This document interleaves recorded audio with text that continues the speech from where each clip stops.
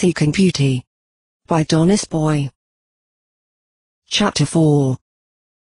I'm really super duper extra sorry, Rarity.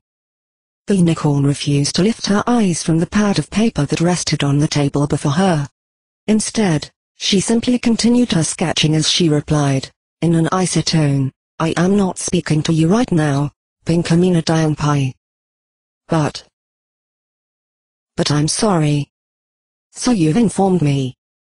Super duper extra sorry, even. You've already said that, too, darling. Pinky let out a frustrated sounding sigh. But I can't be any more sorry than super duper extra sorry. That's, like, the sorriest a pony can get. Oh, you're certainly sorry, all right, Rarity muttered under her breath, still stubbornly not taking her eyes off her sketch pad. She was sitting at a little side table she used for tea and not at her larger work table, as the side table sat near a large window in her studio where the sunlight streamed in and made everything all warm and cozy. While doing her best to ignore Pinky, who was leaning over her shoulder, distressingly far into her bubble of personal space, Rarity sketched out the basics of a new gown design. It was long and flowing, with a raw, jagged edge, reminiscent of a certain rainbow-colored mane. The main piece was to be of a vibrant pink, overlaid with chiffon dyed various pastel hues. If she executed this design correctly, the final dress should be absolutely stunning. Just as stunning as it was to gaze at a rainbow in the magic of an early morning sunrise. Truth be told, Rarity was quite excited to see how this particular little project would turn out. She was distracted as hot, sugary breath fell upon her cheek. Rarity. Pinky's voice came out as something between a whine and a plea. Still can't hear you, dear. Your speaking privileges remain revoked for. Rarity glanced up from her sketchpad to check the clock that hung on the far wall. For 10 more minutes. 10 more minutes? But that's practically forever. Rarity finally turned to look at Pinky, who was pouting as petulantly as a foal. The unicorn lifted an unsympathetic eyebrow. Well, perhaps a certain pony should have thought of that before she went and took actions that resulted in us being unceremoniously thrown out of one of Canterlot's most prestigious museums. But I didn't mean to. There was a soft cough from a few feet away, and both ponies' heads whirled around simultaneously. Snips cringed and took a step back. Pardon me for interrupting, Lady Rarity. His eyes cut towards the doors on the opposite side of the room, beyond which lay the main reception area for the boutique. I wanted to let you know that a Lady Calliope Hue is here. She says she's curator of the Museum of Contemporary Art and Culture. Rarity drew in a sharp breath then let it out, very slowly and very deliberately. Thank you, Snips. Please send her in. After a nod and a bow, the unicorn stallion quickly made his way back across the room. He slipped through the doors and, after a moment, muffled voices could be heard from the reception area. Without turning to look at Pinky, Rarity hissed between clenched teeth, 30 minutes. Your speaking prohibition has now been extended to 30 minutes. The doors opened again before Pinky could offer further protest, and in trotted a refined-looking unicorn mare with a pale tan coat and graying mane. Her face was a complete mask as she made her way across the room with a firm, brusque step. Rarity set aside her sketches and, with a heavy feeling in her chest, stood up so as to properly greet her visitor. As the museum curator reached the two mares already present, Lady Calliope Hue offered a slight nod to each. Then she focused her uncompromising gaze on Pinkie Pie in particular. Lady Pinkamina Dianpai of Ponyville, I presume? Yep, that's me. Pinky grinned nervously. All my friends just call me Pinkie Pie, though. Rarity resisted the urge to drop her face into a house and openly begin weeping. But she didn't think that would particularly help matters, so she remained standing perfectly still, with a pleasant if empty smile frozen on her face. Lady Pinkamina, the museum curator began again. I am sure you know why I have sought you out. Pinky bit her lip. Is it because you want me to throw a party? No. It isn't. Rarity felt a surge of protectiveness swell within her breast. She supposed it was the perpetual older sister in her. Irritating though Pinky might be, Pinky was nonetheless her dear friend, and she would not stand by idly as the poor, well-meaning pony was raked over the coals. So she took a step forward, positioning herself between Pinky and the other unicorn, and said in as smooth a voice as she could muster, "Now please see here, Lady Calliope. I do understand your position, but I assure you that Lady Pinkamena is terribly sorry about what." "Why?" Rarity frowned. I beg pardon? Why would Lady Pinkamena be sorry?" A large grin suddenly broke over Lady Calliope's face. Ever since word has gotten out that Rolling Stone has retired from the fine arts world, his renown as an artist has skyrocketed. And as our museum has the collection featuring his very last pieces of work, our reputation has skyrocketed, as well. Not to mention the donations that have been pouring in all morning. Taken completely off guard, Rarity could only stare. The older mare continued on, sounding positively giddy. "I just wanted to come to personally thank Lady Pinkamena for what she accomplished last night. That's all." "Oh, don't mention it." Pinky had perked up considerably, now that she had realized she wasn't in trouble. "It was no biggie. I take care of smile emergencies all the time, believe you me." "Even so, Lady Pinkamena, we are greatly in your debt." With a flick of her horn, the curator magically pulled out 2 small slips of paper, levitated them over to where Pinkie Pie stood, and set them down on the side table. "As a small token of the museum's appreciation, please accept these tickets to tonight's performance that is taking place at the Canterlot Opera House." Pinkie frowned thoughtfully. "Oh, I dunno, I'm not really." She cut herself off and, after sneaking a not very stealthy glance over at Rarity, she smiled. "Actually, that sounds great. Thanks lots, Lady Calliope. It's a pleasure, I assure you. I shan't take up any more of your time, as I'm sure you're both very busy mares." She nodded to Pinky. "Thank you again, Lady Pinkamena." Turning, she gave Rarity a nod as well. "And thank you, Lady Rarity, for graciously granting me an audience with your companion." Still unclear on just what had happened here, Rarity merely nodded back in reply. The curator left the room with the same purposeful, energetic gait as she'd entered. As soon as Lady Calliope had disappeared through the door, Pinky sidled over to Rarity. With a sly look in her eyes and a wicked grin on her face, she said in a far casual tone, "So, Rarity, if I ask you to come to the opera with me, would that mean my talking ban can be over early?" As she sat across from Pinkie Pie at a table covered by the finest linens and illuminated by gently flickering candlelight, Rarity employed all of her considerable powers of restraint to keep from shouting at her dining companion. Pinky was wolfing down her sauteed vegetable medley as though she hadn't eaten in years, and the tax-erudite waiter had shot the earth mare more than a few subtle glances of disgust. Plus, Pinky was consistently speaking at a volume that would not be out of place at a Wonderbolt's performance but was rather out of place at a quiet, classy, and expensive restaurant. But Rarity couldn't bring herself to offer a protest to any of this. Not only was Pinky taking her to the opera, but Pinky had insisted on treating her to this dinner, as well. It would have been the height of rudeness for her to criticize her host, especially one acting as generously as Pinky. So Rarity bit down on her tongue and contented herself with arranging and then rearranging the folds of her gown. It was surprisingly soothing. Almost like meditating, really. During a lull in the conversation, at a point where Pinky began gobbling down bread rolls, Rarity decided to take the reins of the conversation. "So, tell me, darling, which opera will we be seeing tonight?" "Oh, I dunno."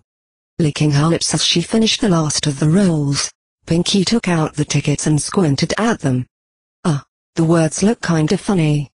I don't think I can read them." "The title's probably in Italian," Rarity replied with a light little laugh. "The librettos of most operas are in Italian." Pinky nodded agreeably. Yeah, that's probably it. I guess it doesn't matter, anyway. Scene 1 opera, Scene M all, right. Rarity goggled at that completely absurd statement before narrowing her eyes suspiciously. You've never been to an opera, have you? Immediately Pinky became shifty-eyed and fidgety. Well, I'm not so sure that opera's really my thing, you know. I'm more of a polka pony, really. Polka's the music of my homeland, after all, and Pinky. Why in Equestria did you invite me to go with you if you don't even like opera?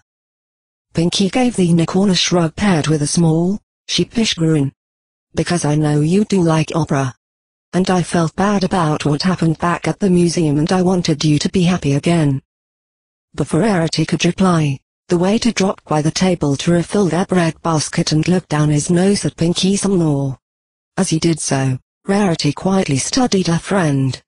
Pinky was attempting to make friendly chit-chat with the waiter, who in turn was stoically ignoring her every effort to do so. The more the waiter ignored her, however, the more animated and bubbly Pinky grew. Then, to emphasize some point or another that she was making, Pinky slammed her hoof down on the table and sent her water glass flying. Her eyes went wide in surprise as the water splashed her right in the face, and as the mare let out a comical little squeak. The waiter, at long last, cracked a grin. The grin was small, and it was fleeting, but it was undeniably there. Pinky must have seen that little grin, too, because she smiled triumphantly even as the water dripped down her face. With a small cough, the waiter schooled his features into something more serious and professional, before he righted Pinky's glass and refilled it yet again. It was only after the waiter had finally moved off that Pinky glanced up and seemed to notice that Rarity was staring at her. Is something wrong, Rarity? You didn't stay in Canterlot to go to parties. The unicorn's voice was very, very quiet. You stayed in Canterlot to make me happy. Pinky laughed, a laugh that was high and sweet and pure. It ended in the most unladylike snort imaginable. Well, duh. Canterlot parties are terrible. Why would I want to stay here for those? Rarity nodded, slowly and contemplatively. She should have known. She should have seen. She should have seen a lot of things, really, but she hadn't. It was shameful that she hadn't been able to do so, but Rarity was never one to dwell on the past. It was much preferable to fix an error by ensuring that one's next move was as absolutely brilliant and perfect as possible, so brilliant and perfect that no pony would even remember that earlier mistake, than it was to waste time fretting and groveling over things that couldn't be undone. Fortunately, Rarity knew exactly what to do, and she was reasonably confident that her plan was both brilliant and perfect. The Opera House stood just a few blocks away from the Museum of Contemporary Art and Culture, nestled in Canterlot's swanky arts district. It fit in much better with the surrounding architecture than did the museum, as the Opera House was an ornate building of white marble and thick columns carved in the classical style. A long flight of stairs led up to the building's archways, and while Pinky bounded up 3 or 4 stairs at a time, Rarity climbed the stairs at a more leisurely and decorous pace. Upon reaching the top, Rarity was greeted by a beaming Pinky, who had been waiting for her with surprising patience, and together they strolled up to the Opera House's ticket booth. In front of the booth stood a young couple, an earth pony stallion and mare, speaking with the ticket seller. Rarity could overhear the stallion, who both looked and sounded barely older than a colt, as the poor boy pleaded with the bored Opera House clerk. Apparently the evening's performance was sold out, and the young couple hadn't been able to procure tickets in advance. Rarity stopped walking and held out a hoof in front of Pinkie Pie. The pink mare turned to her with a quizzical grin. "There's something I should like to ask you, darling," explained Rarity with a smile of her own, a smile that was small and mysterious. "Now, you must tell me the truth. Do you really want to attend this opera?" "Well, sure, I do." "Do you want to attend for any reason other than you would think it would make me happy?" Pinky frowned at that, as though the very nature of the question confused her, but didn't otherwise respond. Rarity gave a small nod. I thought so. Wait right here, Pinky. I'll be back in a moment. Without waiting for a reply, the unicorn trotted off towards the tickets booth, where the young stallion continued to plead his case in vain. Excuse me, darlings. Rarity called out in a cheerful tone, as soon as she was within speaking range. Please forgive my interruption, but I just so happened to overhear the tragic circumstances you're currently facing. I was wondering if you'd like the pair of tickets I have in my possession. The Earth Pony Stallion silently blinked at her. Rarity put on her most reassuring smile. Something has come up last minute, you understand, and I simply can't make tonight's performance. It would be such a terrible shame to have the tickets go to waste. That would be. The stallion began fumbling with his saddlebags. I think I should have enough bits in my change purse. With a lilting chuckle, the unicorn magically floated the tickets over to the Earth Pony mare, who stared at Rarity with wide eyes before taking the tickets between her teeth. Oh, please, put that away, Rarity urged. I won't accept a single bit for the tickets. The stallion's head snapped back around. Really? This isn't some kind of joke? But of course not. To even think of doing such a thing is a jest. How uncouth. Rarity gently shook her head before she turned to walk away. I do hope you both enjoy the opera. Ta-ta. She was halfway back to Pinkie Pie when she heard the mare in the couple exclaim, "These are box seats." Rarity smiled with a deep sense of self-satisfaction. Brilliant and perfect, indeed. Meanwhile, Pinkie was wide-eyed with amazement. But I thought we were gonna go to the opera. Change of plans, my dear, returned Rarity in a breezy tone. I thought that, perhaps instead of an opera, you might wish to go out dancing with me. Dancing? Pinkie Pie repeated, as though she'd never heard the word before in her life. Still her eyes were as large as saucers. Yes, darling, dancing. I was thinking perhaps we could go to a discotheque. The unicorn repressed a shudder at the very thought of such an entertainment venue. My assistant Snipsy is always going on about a certain club that isn't too terribly far from here. He's informed me that it's quite well known for its house music, as the Colts and Fillies call it. Pinkie's jaw dropped open. Rarity felt like laughing at the rarely seen sight of Pinkie Pie rendered speechless, but, gentle mare that she was, she stifled the urge. Instead, she asked, with a slight smirk playing upon her lips, "You are still fond of the particular genre of dance music, are you not?"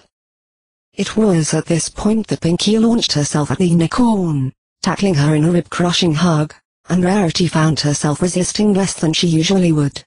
The truth was, she was far too pleased with her recent accomplishments to feel too bothered by the embrace. Brilliant and perfect, indeed. The discotheque was quite possibly the most horrid place Rarity had ever been in her entire life, and she'd been to both the Everfree Forest and Dodge Junction. It was crowded, hot, and tiny, with the large speakers by the dance floor pumping out music so loud that Rarity could feel her teeth rattling in her skull. As if that wasn't bad enough, the walls were dingy, the floor was dingy, and every single patron in the club was dingy. Every so often the excitable DJ, a white unicorn with a bright blue mane and sunglasses, would shout something into a microphone and cause the crowds on the dance floor to yell and writhe wildly in reply. If there was a purgatory in the afterlife, Rarity had not the slightest doubt that it must look and sound exactly like Canterlot's Lucky Horseshoe nightclub. "Isn't this great, Rarity?" Pinkie screamed over the oppressive drumbeat of the music. Rarity diplomatically chose to leave that particular question unanswered. "I believe I could use a drink," she replied, leaning in close so she could be heard. "Would you care for one, darling?" "Oh, no, thanks. I'm strictly a sarsaparilla kind of girl." The Earth Pony frowned for a moment. "Besides, I'm pretty sure I should be buying you a drink. I'm the one who asked you on the date, you know. You asked me to the opera, Certainly, but I am the one who asked you to go. Suddenly, Rarity was mirroring Pinky's frown. Date? What do you mean by date, darling? Pinky was bouncing on her hooves, her entire body vibrating in time to the music, as though she might simply burst if she didn't dance along. She shot Rarity an amused look as she answered, "Eek no, a date. Dinner and a show." Or dinner and dancing, now, I guess. You talk and stuff. Tell jokes, make googly eyes at each other. And at the very end, if things went okay, you get smooches. Rarity blinked. Oh. Guess this wasn't a date, then. Pinky's facial expression went blank, for the briefest of moments, before her smile returned full force. Well, that's okay. Hanging out and dancing as just friends is a lot of fun, too. There was a brief pause, in which the DJ yelled out something that sounded very much like, "Vinyl rules, taffy rules." And then Rarity gave a brief, dignified nod. Right. Yes. Well. I'm getting a drink. Perhaps a shot of something completely vile and dangerously flammable. She smiled, and the smile only wobbled a little. I shan't be long, Pinky. Be a dear, won't you, and try not to get into too much trouble while I'm gone? It was a significantly tipsier and entirely more cheerful unicorn who returned to Pinkie Pie's side some half-hour later. Rarity located Pinky out on the dance floor, dancing away in the middle of the crowd, which was precisely where Rarity had expected to find her.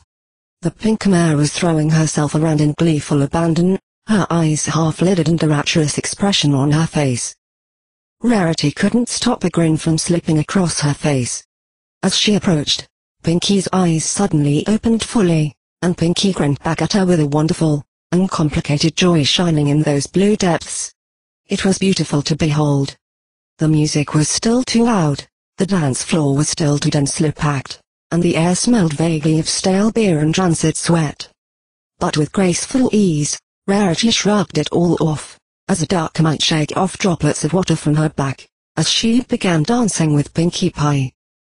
If she was going to make an utter fool of herself, there was no point in only going halfway. Lady Rarity never did anything halfway. Also, there was the booze. The booze helped, too. She matched Pinky in enthusiasm, if not in clumsiness, as she danced, and soon Rarity could feel the perspiration streaming down her neck. She ignored it, though, choosing instead to focus on how the pulsing bass seemed to send the blood pumping through her veins, filling her from hoof to horn with a manic sort of energy. She let her eyes slide shut, and she surrendered herself to the music and to the amazing sense of freedom that was flowing through her entire body like wine flowing from a jug. She wondered if this was how Pinky felt all the time. And she wondered if there was any way she could feel like this more often herself.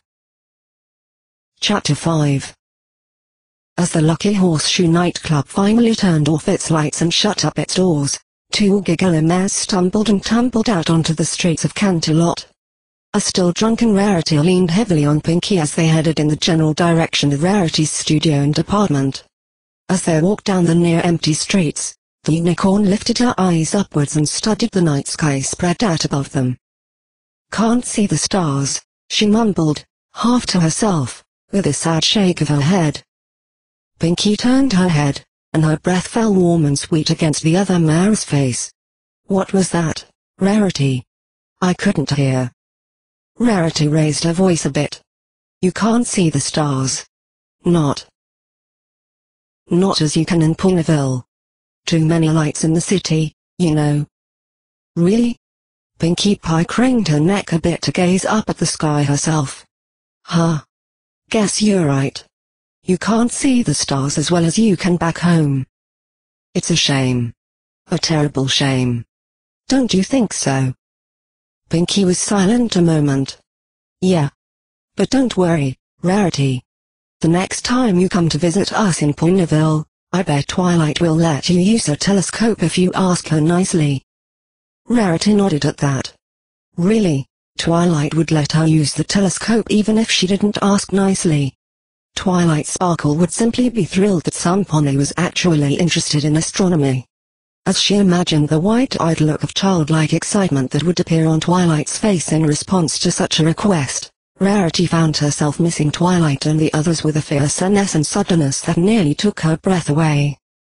She huddled a little closer to Pinkie, who gave her a nuzzle in return, and felt grateful to have at least one friend with her right now, right here.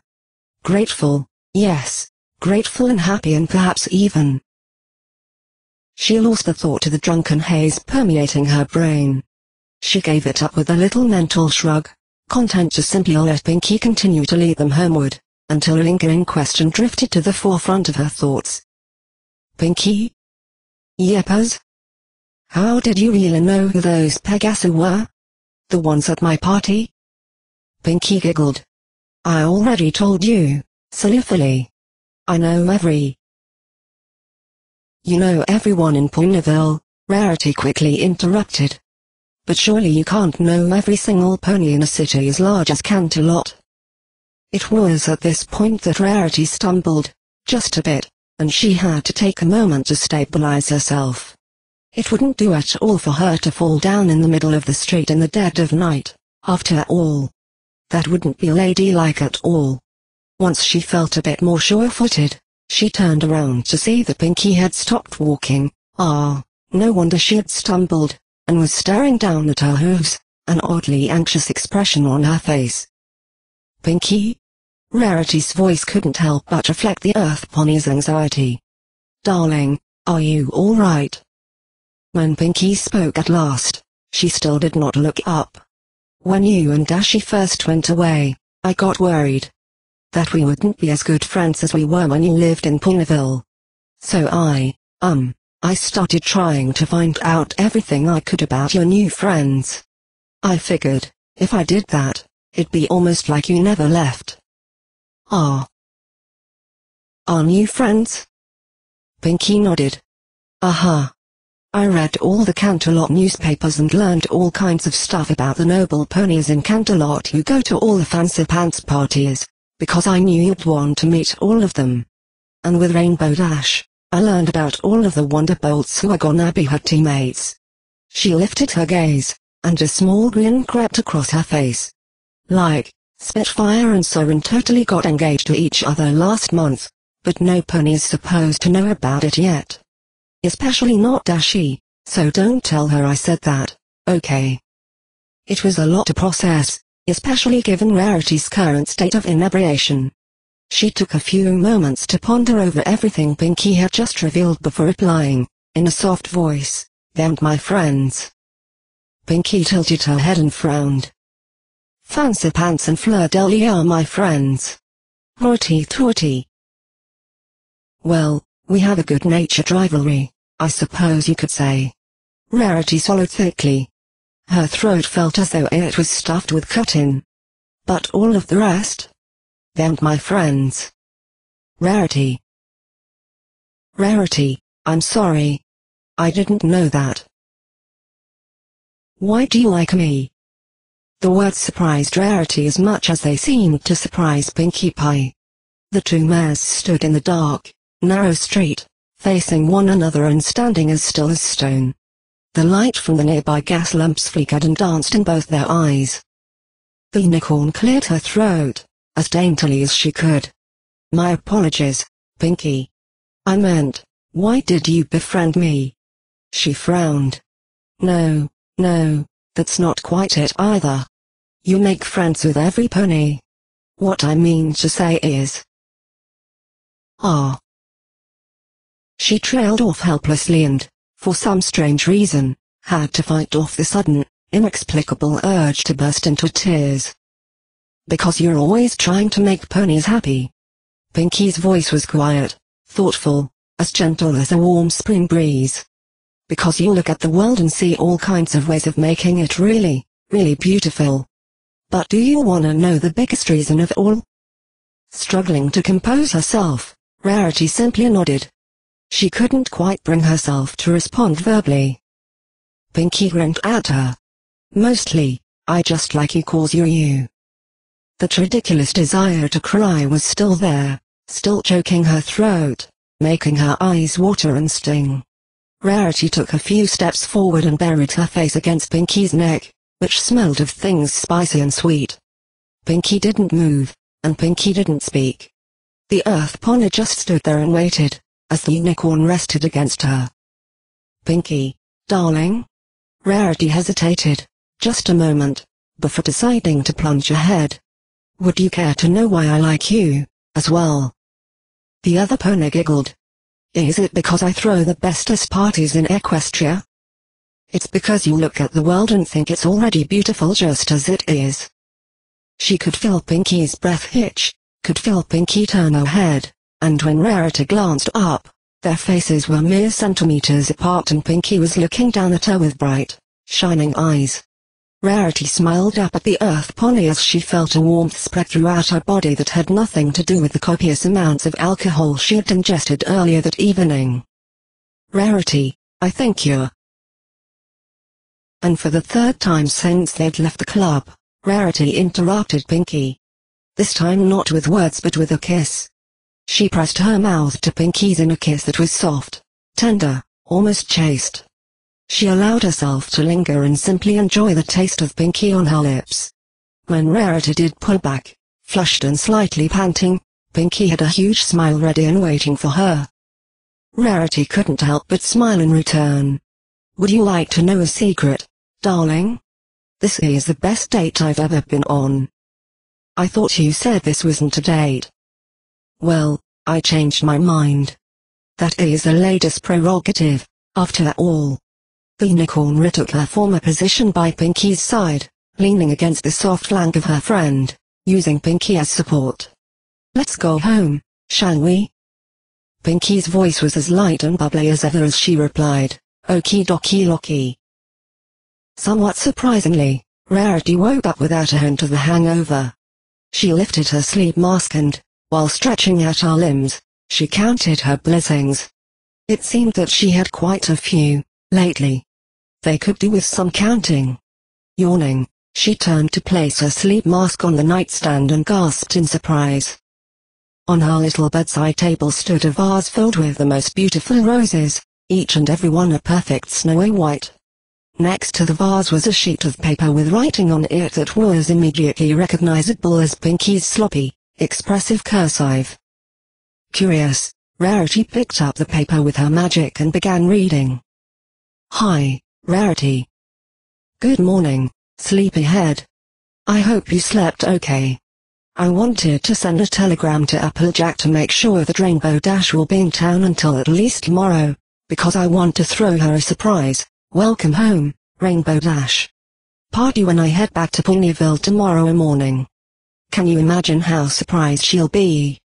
I bet she won't be expecting a surprise party even a little bit, since I'm not even in Ponyville right now. You should totally come back with me on the train tomorrow so you can go to the party. I'm sure Dashy and the others would love to see you. And, it'd just be really nice to have you there, too. Oh, but anyways, I'm running some errands to get ready for the party, and that's why I'm not here to say good morning when you wake up. So I brought some flowers to say good morning for me. I wasn't sure which ones you'd like, so I got white ones because they kind of look like stars and I know you miss seeing stars. I'll be back in time for dinner. That's a Pinky promise. Hugs and smiles, Pinkie Pie. P.S. Last night was the best date I've ever been on, too. The unicorn very gently set the note back down next to the vase of flowers before leaning forward to breathe in the rose's sweet perfume. Then she leaned back again with a happy little sigh. Very gallant, indeed, she murmured. Humming to herself, Rarity made her morning toilet and then, once she was sufficiently primped and prettified, headed downstairs. Snips proved to be already present, seated at his desk in the reception area.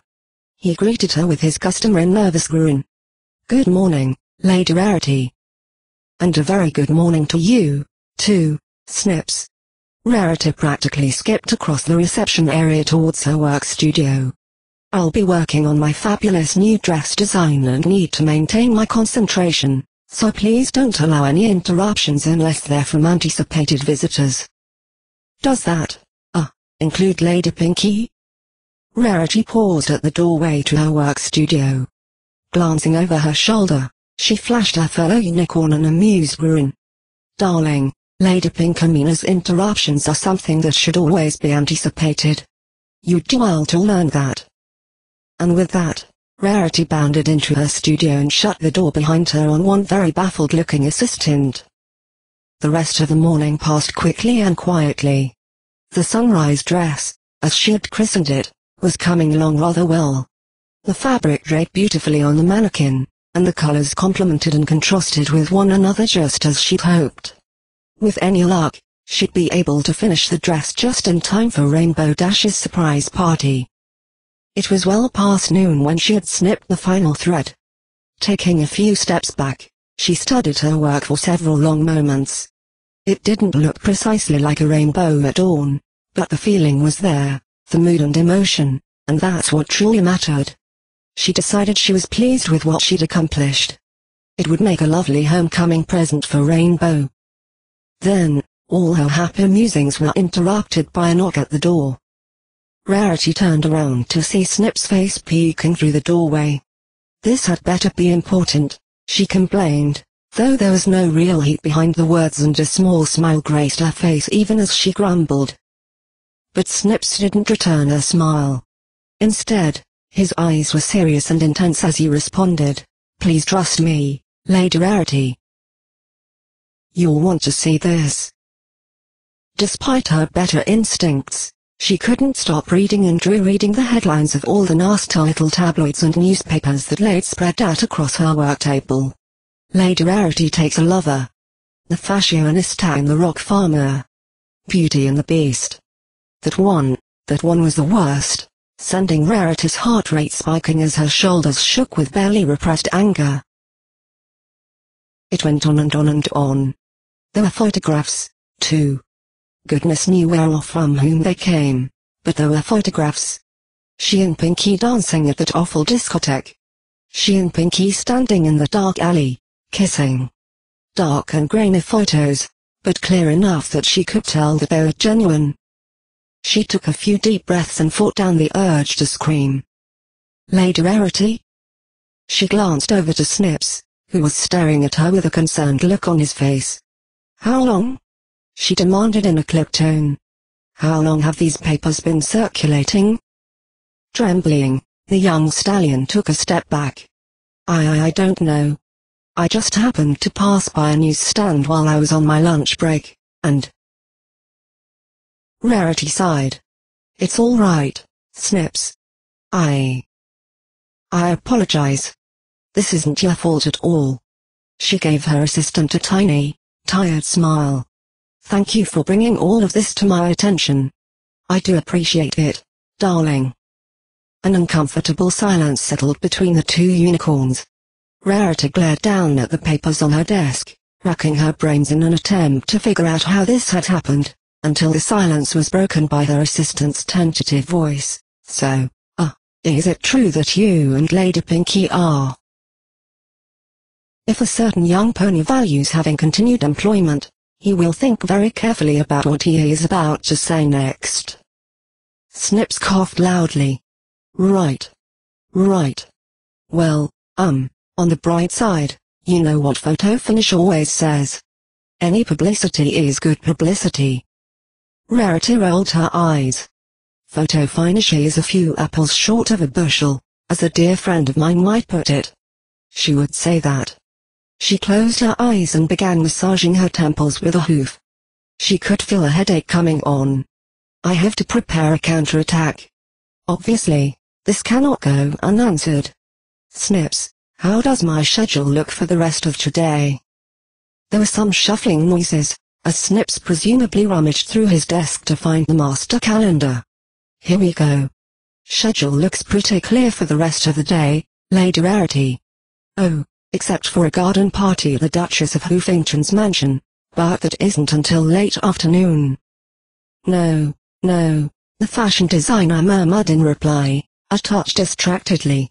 "I actually was that I wouldn't be attending, after the fiasco at the museum with Pinkie Pie. Rarity's eyes popped open, and her entire facial expression hardened into a scowl.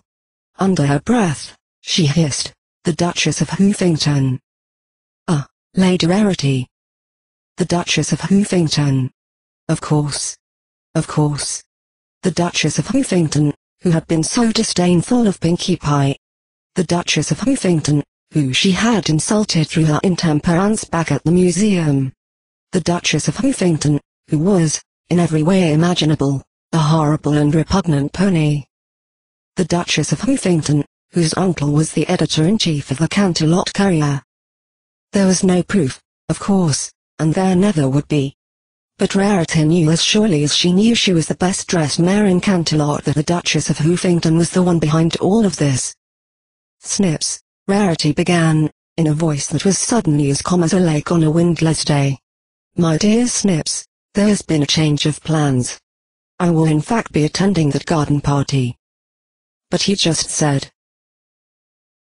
"Yes, darling, I am aware of what I just said." She reached over and gave his hoof a comforting pat. "I must go make preparations. I trust you'll be able to mind the shop while I'm away." Snips nodded, his eyes wide and confused. "Excellent. Then, I'm off, darling.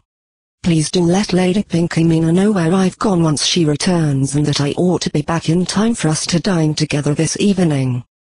With it settled, Rarity turned on her heels and marched back upstairs to find an outfit suitably fabulous enough for a high society garden party. She began rapidly flipping through the garment hangers in her closet as soon as she stepped into her bedroom. She had to act quickly, after all, as there wasn't any time to spare. Because if she was going to crash a party, she'd need some help doing so. Fortunately for her, she happened to be very good friends with one of the most well-connected and resourceful stallions in the entire city, if not in all of Equestria. Chapter 6. As she gracefully strolled down the sun-dappled avenues of Canterlot, Rarity turned her head to beam at the finely attired stallion walking beside her. "It was so kind of Fleur-de-Lis to allow me to take her place as your date for the afternoon. Please do give her my thanks." "Of course, my dear Rarity." Fancy Pants chuckled in reply. "Fleur-de-Lis was all too happy to oblige once she found out why you wanted to attend today's little get-together. She's quite upset about all of the headlines, you know." He leaned towards Rarity and, with a sly wink, added, "Just between the two of us, Fleur is rather infatuated with Lady Pinkamena. I do believe she would have flirted quite shamelessly with the mare if your interest in her hadn't been so apparent." Rarity couldn't quite decide on an appropriate response to that. Surprise and bemusement ranked fairly high on the list of emotions she was suddenly feeling, and ended up spluttering, in a semi-coherent fashion, "But I thought she... and that you..." The stallion waved a hoof in the air. "Oh, no, no, no. We dated for the briefest moment, but that was ages ago. We're just good friends now." "Ah. I see," she replied absently, as she wrestled with the sudden tightness in her chest, the sick feeling in her stomach, the burst of adrenaline flooding her vein, all from finding out Fleur-de-Lis had eyes for her mare. Well, not Rarity's mare, actually. Not really, anyway. Surely one date wasn't enough to establish much of anything. And yet... jealousy, she realized with a start. She was feeling jealousy. It was not an emotion to which a pony is dazzling and admirable as she was accustomed to feeling. In fact, the last time she had felt any jealousy even approaching the kind she felt now was years ago, back when Fluttershy temporarily became the darling of the modeling world. She decided she didn't much care for jealousy. Jealousy, as a concept and as an emotion, did not have much to recommend it. Rarity resolved to herself that she would try to feel jealousy as little as possible in the future. "Rarity?" She blinked at the sound of her name and, as her attention snapped back into focus, found that she was standing directly in front of the large, ostentatious mansion that belonged to the Duchess of Hoofington. A well-manicured lawn laid spread out before the house, with a towering water fountain directly in the center. She had no idea exactly how long they'd been standing here. Turning towards the stallion beside her, she said in an apologetic tone, "I'm terribly sorry, Fancy Pants. I was somewhat lost in thought." He gave her a warm smile. "No apologies are necessary, my dear. Are you ready to enter?" Rarity took the opportunity to give herself one last look over. She'd chosen a dress that was something between a sundress and a proper gown, pale yellow in color and simple in details. Casual but elegant, the dress was perfectly suited to an outdoor event taking place on a crisp autumn afternoon. Rarity felt her confidence bolstered as she reflected on how fabulous she looked. A well-chosen ensemble always did that for her. She had tried once, years and years ago, to share this little secret with her friends, but they hadn't seemed to comprehend the restorative powers of an appropriately glamorous outfit. Rainbow Dash had come closest to understanding, though her tastes ran more towards what the Pegasus deemed cool and radical, and usually involved body armor, while Applejack had openly scoffed at the very idea that the clothes could make them air. Like putting lipstick on a pig, she had called it. But then, of course, that blasted farmer would say such a thing. Pinkie had never really given an opinion, as she'd been busy at the time with pouring punch for Fluttershy. Rarity wondered what answer Pinkie might give, if she were to ask for the Pink Earth Pony's opinion in the present day, and she decided to ask Pinkie Pie about it at the next available opportunity. But all that could wait until later, because right now, she had a garden party that desperately required her attendance. Looking back up at Fancy Pants, Rarity finally returned the stallion's smile. "Yes, darling, I believe I'm quite ready. Let's do go in. After all, it would be terribly rude to keep the Duchess waiting." Rarity stood by the long table of refreshments that was filled with countless platters of tiny little sandwiches and took occasional, distracted sips from her glass of punch. She was used to being the center of attention at just about any and every affair, but right now, all of the ponies milling and chatting in the garden were very studiously avoiding her. It wasn't a proper, thorough snubbing. There were no sideways glares or upturned noses, but it made things awkward nonetheless. She'd anticipated this, of course. The Duchess of Hoofington would be displeased to see her, and all her little minions would naturally take up the Duchess' side of things. On the other hoof, none of them would dare be open and nasty to the very good friend of a pony such as Fancy Pants. That left very few options available, and almost all of those gathered chose to simply pretend that they didn't see Rarity standing there. Again, all very predictable, very foreseeable. But that didn't mean it wasn't maddening all the same. Just then, coming from seemingly nowhere, Fancy Pants appeared by her side, wearing a small, gentle smile.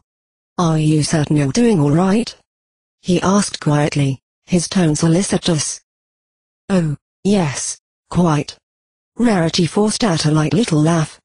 "Please don't feel as though you must hang around the refreshments table simply to keep me company." "Ah, but I rather enjoy your company, my dear Rarity. Besides, a true gentle pony never abandons his companion for the evening." Rarity reached out and laid her hoof along his shoulder. "I appreciate the sentiment, I appreciate it very much, I assure you. But it simply wouldn't be right to drag your name through the mud along with my own. I won't do that to you, Fancy Pants." The stallion turned to thoughtfully gaze out at the expansive lawn before them. The gardens at the Hoofington Manor really were lovely and lush, even Rarity had to admit that. After a moment, he replied, "I have been, and always shall be, your friend. Please remember that. And the same is true for I, as well." Fancy Pants gave a brief nod. "Well, then, I suppose I'll absent myself and perhaps ask Lady Seabreeze about her petunias. She does love talking about those petunias." He glanced over to the mare beside him. "Proceed with caution, Rarity. And, as the saying goes, mind that you don't become what you hate." "I'll do my best." darling." With that settled, Fancy Pants trotted off and melted back into the crowds of ponies. Rarity sighed once he'd gone, and she took another sip of punch. She suddenly wished she could have some sarsaparilla instead. Sarsaparilla was terribly inelegant and completely ill-suited for a soiree such as this, of course, but the drink wasn't without its merits. Sarsaparilla tasted like parties at Sugar Cube Corner and late nights at Twilight's Library and iron pony competitions out at Sweet Apple Acres. Sarsaparilla tasted like 100 different memories, most of them happy and all of them filled with the faces of 5 ponies who were the very best friends any mare could hope to have. But mostly, Sarsaparilla tasted like home. Lady Rarity. "It is so good of you to come to my little get-together." Rarity's head snapped around, and it took all of her willpower not to gasp aloud. The Duchess of Hoofington herself was heading directly towards her, a thin, predatory smile stretched across her face. Immediately, all conversations in the garden went dead, and silence hung in the air like an ominous thundercloud. Rarity took a deep breath and returned the Duchess' smile. "Thank you for having me, Duchess." Of course. It wouldn't be a party, after all, without Canterlot's favorite fashion designer. The Duchess' eyes were dark, glittering, dangerous. "Though I must admit I was a bit surprised to see that you came with Mr. Fancy Pants. He's a charming stallion, to be sure, but I'd thought your attentions were claimed by another." "Indeed, they are," returned Rarity, while keeping her smile perfectly in place. "Unfortunately, Lady Pinky Mina is otherwise engaged for the afternoon and was unable to accompany me." At hearing Pinky's name, the Duchess' face twisted, and the other unicorn said in a tone just shy of a snarl, "Are you actually in love with that mare?" The question was a sneer, a slur, a challenge. Rarity could instantly feel every eye in the vicinity directly upon her, the other pony's gaze is intense, waiting. A few scandalized titters spread through the crowd. Instinctively, she knew she had a very important decision she had to make, right now and right here, and that making the wrong decision would cost her dearly. The truth of the matter was that Rarity wasn't in love with Pinky. She loved her dearly as a friend, as family, to be sure. And certainly things had changed between the two of them since Pinky had first set hoof in Canterlot. But it was still too new and too soon to call it romantic love. Be that as it may, though Rarity knew she wasn't in love with Pinkie Pie, she also knew that someday she could be. Perhaps even would be. At any rate, she knew that the idea of falling in love with Pinkie Pie, as strange as it had first seemed, was an idea that intrigued her greatly. So it was that Rarity lifted her chin ever so slightly and replied in a quiet, firm voice, "I am not sure I understand how that is any of your concern. However, what if I were in love with her? What of it?" Immediately the snickering from the other ponies faded away. But the Duchess of Hoofington only seemed to grow more enraged. "What of it? Do you really pretend not to know? That pony is utterly ridiculous. The laughingstock of all of Canterlot." Rarity set her jaw. "The pony is a very dear friend of mine, and I will thank you to not speak of her in such a way." "Surely you see it, too," the Duchess continued, as if Rarity hadn't said anything at all. "Surely even being love-struck hasn't blinded you to the truth. She has the manners of a mule and the intelligence of a simpleton. It couldn't be more obvious that she was born and raised on a rock farm." "Lady Pinka." Rarity stopped herself and reconsidered. Pinky is a generous and kind-hearted mare, with nothing but love and tolerance for every pony she meets, and with no greater desire than to bring a smile to those without laughter in their hearts. She allowed the phrase, "such as you," to remain implied, to hang in the air silently and accusingly. "She is a..." But Rarity wasn't finished. Far from it. "Did you know that Pinky single-handedly removed an entire parasprite infestation from the town of Ponyville? Not only that, but she helped save the world not once but twice from the forces of chaos and darkness. In addition, she has composed more music than any other pony of my acquaintance, including an entire concerto for accordion and slide whistle." Rarity's voice had grown louder and louder during this entire speech, but it dropped to little more than a whisper as she finished. But most importantly, my dear Duchess, Pinky Mina Diane Pie is 10 times the pony that you ever have been or ever will be. The Duchess of Hoofington just stood there, speechless, her jaw hanging open. And with that, Rarity carefully set down her punch glass, whirled on her heels, and began walking away with her head held high and proud. She ignored the looks and whispers that followed in her wake, keeping her eyes trained on the gate to the garden. She could feel her heart beat wildly in her chest with every step she took.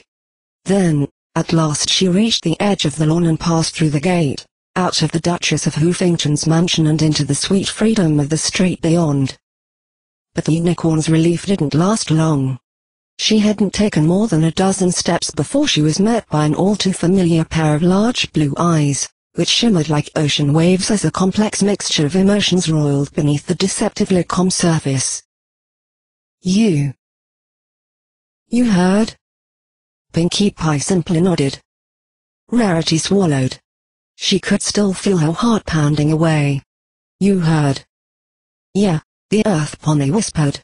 You really shouldn't have yelled at her like that, Rarity. I wasn't yelling. You kinda were, by the end. And the things you said were pretty mean. Rarity had to look away from those terrible blue eyes. She's done unforgivable things, Pinky. To you. To both of us. You might not have seen today's newspapers but... I did, actually. Snips showed me the papers after I asked where you went. Then surely you must understand. Pinky let out a sniffle, and Rarity glanced back over in confusion. Shaking her head, Pinky sadly replied, It's my fault, Rarity. All of this. It's my fault. That gave the unicorn pause. She wasn't sure what she'd been expecting from this conversation, but this certainly wasn't it. Don't be silly, darling. You've done absolutely nothing wrong here. But I did. Pinky's eyes were huge, pleading. Do you know why the Duchess of Hoofington gave you my business card? It's because she wanted me to see if I could get you to agree to go on a date with her. 'Cause me and you have been friends for so long, you know. Rarity could only gape in astonishment. Definitely not what she'd been expecting. Pinky flinched but bravely pushed onward. And I didn't make any promises that I would. I would never break a pinky promise, you know I wouldn't. But I kinda sorta said I'd see if I could help. But then you started taking me places, and it felt really nice, and I was so happy just being with you. And I already liked you lots as a friend, so it wasn't hard to start liking you as more than a friend. Pinky.